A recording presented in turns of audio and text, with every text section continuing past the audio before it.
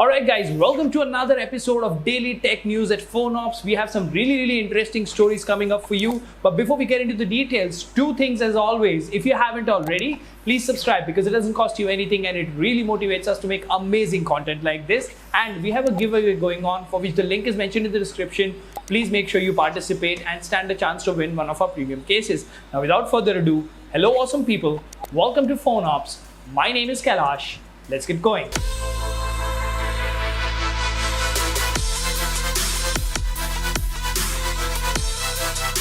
So let's see what we have here. We have Redmi Note 11T series launching in China soon. Now, these are going to be decked up versions of the Note 11 series in China. And what looks like they are going to have a MediaTek SoC and they will be priced at around 18 to 30,000 rupees for the normal and the Pro or Plus variant. Furthermore, the 11T series, one of the phone in these two devices, that is the 11T Pro, is rumored to have a 144 Hz of display. So that's going to be interesting. Last time I used 144 Hz on the Mi 10T, it was amazing.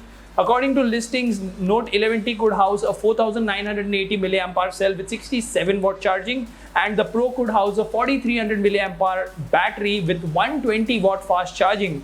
Both the handsets will have a 6.6 inch display and 8.8 mm of thickness. Now these look really interesting. I would be disappointed if these launch as Note 12 in India. Let's see what happens. Next up, Motorola's new smartphone with a 200 megapixel camera is about to be unveiled on the 10th of May 2022 in China. Now this is going to be a Samsung sensor with OIS and f2.2 aperture. The name of the sensor is HP1. It can do 2x2 pixel binning, which results in a 50 megapixel resolution. So that's going to be a huge upgrade, and the camera island on the back looks very interesting as well. It can shoot up to 8K video at 30 FPS. That is pretty interesting and impressive.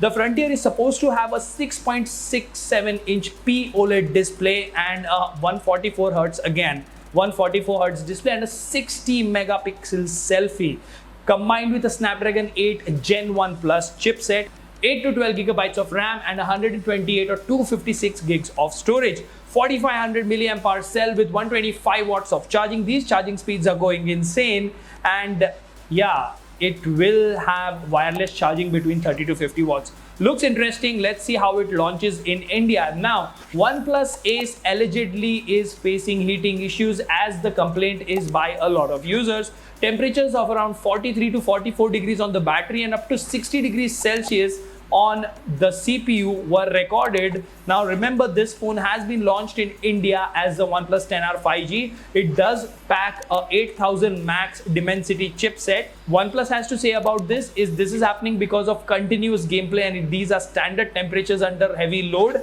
and the device will not be impacted in the long run. Now these guys were trying Genshin Impact, which of course is a very demanding title. In the long run, we'll see what happens. Now, a user randomly asked Carl Pei when will the Nothingphone 1 launch, and what he's replied with is 6/9 at 4:20. Now what that could mean is 9th of June at 4:20 PM according to Carl Pei. Let's see how that goes, whether we get the phone or we get nothing. Onepluspad to launch in India.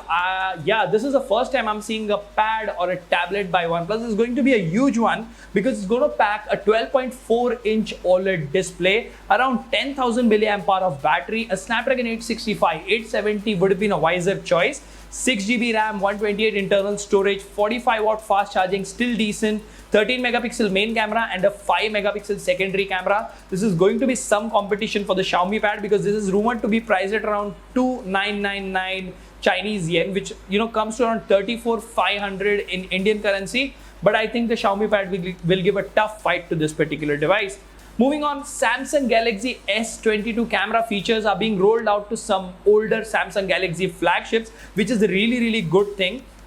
Now the S series, the Z series and the Note series of the yesteryears are getting these features via a software update. Now these features include improved night portraits, improved supported auto framing function and improved video call effect among others. So the Galaxy S10, Note 10, S20, Galaxy Note 20 as well as older Z Fold and Z Flip devices will get all of these or some of these features depending on their capability. Now moving on, we have Xiaomi 12 Lite colors have been leaked. These are sort of vibrant cotton candy, and then cotton candy blue, mint green, chocolate black, and banana yellow and ice cream white. Very, very interesting look over here. I really like how the new design language of Xiaomi, as far as these cameras are concerned, the camera mounting is concerned on the back goes. This is really, really neat.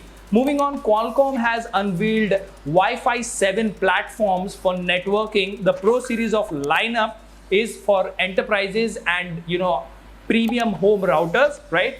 They offer up to 33 gigabytes of quad band connectivity over 16 streams, and that to a much more regular and reliable connection. Now it is expected to be certified after 2024, so hold on, we still have some time till the time we can get these in our hand.